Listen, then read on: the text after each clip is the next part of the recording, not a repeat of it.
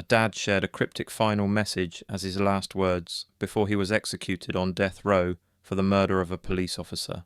Lance Shockley, 48, had long maintained his innocence despite being found guilty of the killing of Sergeant Carl Dewayne Graham Jr. Shockley had begged for clemency, including a plea hours before the execution in Bonne Terre, Missouri, but the US Supreme Court rejected these appeals, and Shockley's head was elevated on a pillow in the death chamber at the prison on Tuesday. He communicated with loved ones in the witness room to his left. A woman there appeared to try to carry on a detailed conversation with him from his soundproof room. In a cryptic written final statement, Shockley said, "So also you have sorrow now, but I will see you again, and your hearts will rejoice, and no one will take your joy from you." Shockley was the US's second execution yesterday, after Samuel Lee Smithers, who murdered 2 women in 1996, was given the lethal injection in Florida.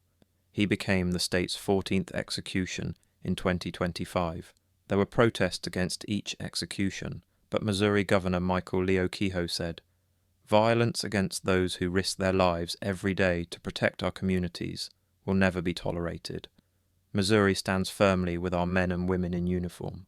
Following Shockley's death, Sergeant Graham Jr.'s family issued a statement saying the grief from his loss has left a profound emptiness in all of us that touches every part of our daily lives. No court proceeding, nor what happened here today, can ever bring Dewayne back or heal the hole left in our hearts.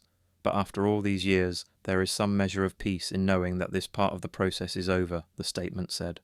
Their 37-year-old relative died in March 2005, when Shockley shot him with a rifle and shotgun after the police officer exited his patrol vehicle outside his home in Van Buren, Missouri.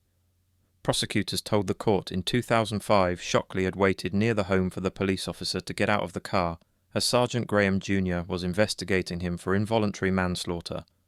Shockley's attorneys were unsuccessful in their efforts to have state appeals courts stop his execution in order to allow DNA testing of evidence found at the scene of the killing. His lawyers argued that much of that evidence had never been tested and could have helped exonerate Shockley.